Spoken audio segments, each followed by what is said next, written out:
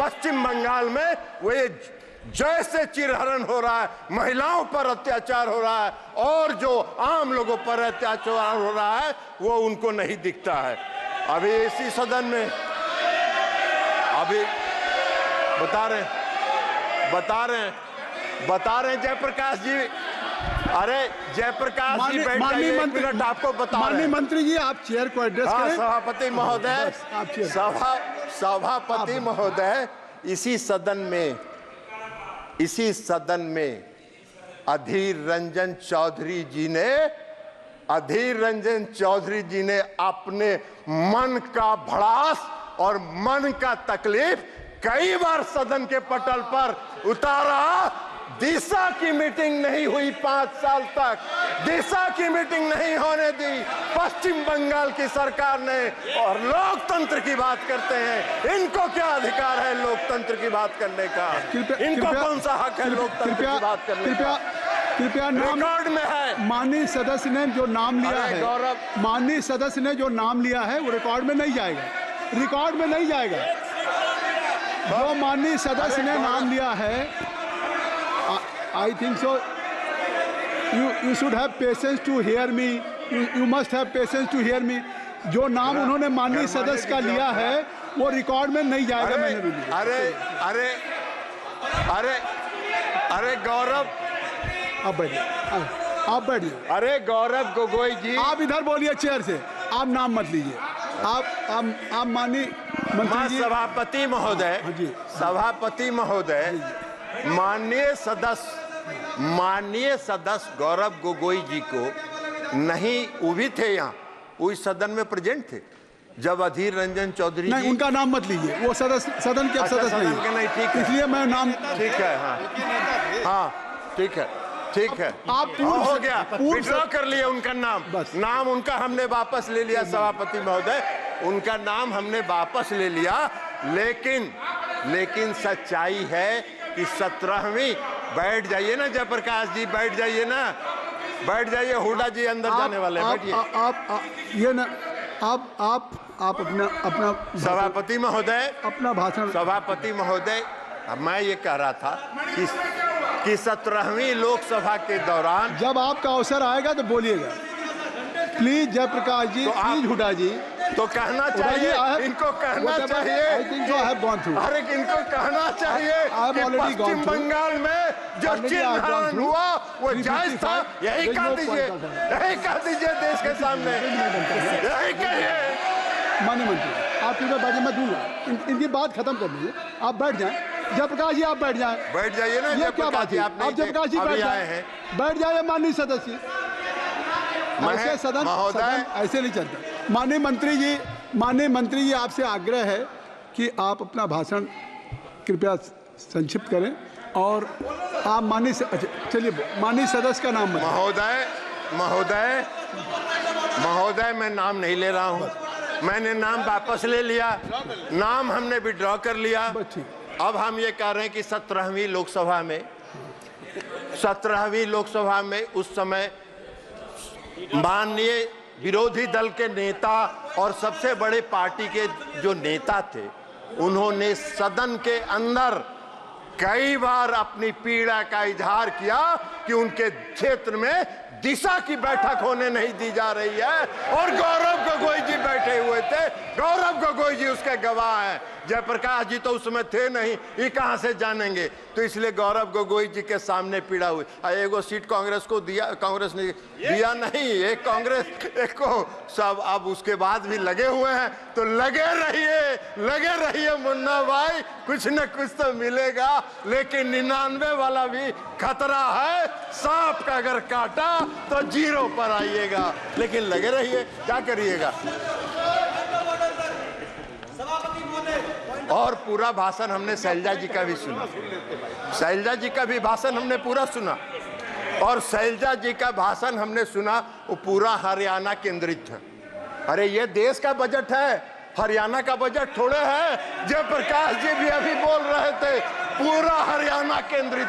अरे देश का बजट है भैया, देश पर बोलो, देश बस देश। और नरेंद्र मोदी जी नरेंद्र मोदी जी पूरे देश को आगे बढ़ाना चाहते हैं। ये उनका संकल्प है, ये उनका आत्मविश्वास है।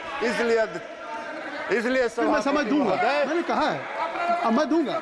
आप बैठ जाइए जयप्रकाश जी डिक्टेट नहीं कर सकते सदन में, आप बैठ जाएं। मैंने हुड्डा जी को कह दिया, रूलिंग दे दिया, आप बैठ जाइए। अब अध्यक्ष महोदय, सभापति महोदय, वित्त मंत्री का आप बैठ जाएं, कृपया आप सब लोग बैठ जाएं। तो हमने ये कहा कि पूरे 3 दिन तक ये बजट पर कम बोलते रहे।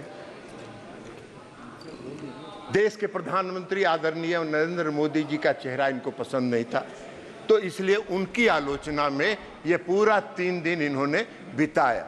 अब बजट में जो प्रावधान है उसको इनको दिखाई ही नहीं पड़ा, वो देखना भी नहीं चाहते, इसलिए कि ये तो पीड़ा में है, अंदर से कष्ट में है, विचलित है। तो मन जब विचलित रहता है तो सच अच्छी बात दिखाई नहीं पड़ती है, इसलिए कह रहे हैं इनको। बजट के भाषण में, वित्त मंत्री जी के बजट के भाषण में साफ लिखा है कि 9 प्राथमिकताओं के संबंध में प्रयासों की परिकल्पना की गई है, और वो 9 प्रयास देश को आत्मनिर्भर भारत बनाने की दिशा में ले जाएगा। ये इस बजट में है, ये उनको दिखा नहीं। पहला क्या है? कृषि में उत्पादकता और अनुकूलता, रोजगार और कौशल प्रशिक्षण, समावेशी मानव संसाधन विकास और सामाजिक न्याय, विनिर्माण और सेवाएं, ऊर्जा सुरक्षा, अवसंरचना, नवाचार, अनुसंधान और विकास, और अगली पीढ़ी के सुधार। तो प्रधानमंत्री नरेंद्र मोदी जी तो अभी की पीढ़ी के अलावा अगली पीढ़ी तक भी सोच रहे हैं, इनको ये दिखाई नहीं पड़ रहा है। तो अब ये दिखाई नहीं पड़ रहा है तो इसमें हमारा क्या दोष है? आपका मन विचलित है, हम भगवान से प्रार्थना करते हैं कि आपके मन को जल्दी शांति प्रदान करे, मन के आत्मा को जल्दी से विचलापन खत्म हो, ताकि आप उससे बाहर निकलिए और देश की कल्पना के बारे में सोचिए। इनको दिखाई नहीं पड़ रहा है कि रक्षा के क्षेत्र में माननीय वित्त मंत्री जी जो बजट पेश किया गया है उसमें 4.54 लाख करोड़ रुपए का प्रावधान किया गया है। ये इनको तो दिख नहीं रहा। ये पूरा देश के लिए है, ये देश की रक्षा और सुरक्षा के लिए है। इनको ये नहीं दिख रहा है कि ग्रामीण विकास के क्षेत्र में 2.65 लाख करोड़ रुपए का प्रावधान किया गया है, वो इनको दिखेगा नहीं। इनको नहीं दिखेगा कि कृषि को, अभी चर्चा कर रहे थे माननीय सदस्य श्री सभापति महोदय जयप्रकाश जी, कह रहे थे कृषि का बड़ा नुकसान हो रहा है। अरे कृषि के क्षेत्र में 1.52 लाख करोड़ रुपए का प्रावधान इस बजट में किया गया है, वो आपको नहीं दिख रहा है। शिक्षा के क्षेत्र में 1.25 लाख करोड़ का प्रावधान किया गया है, वो इनको नहीं दिख रहा है।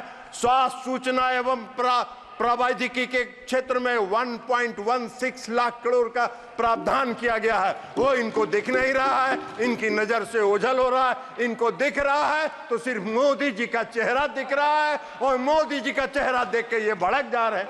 साहब बात देख नहीं रहे, लेकिन भड़किएगा तो क्या करिएगा? देश की जनता को वही चेहरा पसंद है, तो इसलिए वो चेहरा आगे बढ़ रहा है। ऊर्जा के क्षेत्र में, समाज कल्याण के क्षेत्र में और कॉमर्स और इंडस्ट्रीज के क्षेत्र इस बजट में है, वो इनको देख नहीं रहा। तो इनको 2 बात दिख रहा है। एक बात मोदी जी का चेहरा जो इनको पसंद नहीं है, तो उसमें देश की जनता उनको पसंद करती है। आपके पसंदगी नापसंदगी का कोई अर्थ नहीं है। आप जितना जल्दी उसको स्वीकार कर लीजिए और मोदी जी का चेहरा पसंद करने लगिएगा, उतनी ही जल्दी आपके मन को शांति मिलेगी, ये हम आपको कह रहे हैं। और दूसरा इनको दिख रहा है बिहार और आंध्र प्रदेश। अरे भैया, ये जो पूरा बता दिए, इसमें बिहार और आंध्र प्रदेश आता है क्या?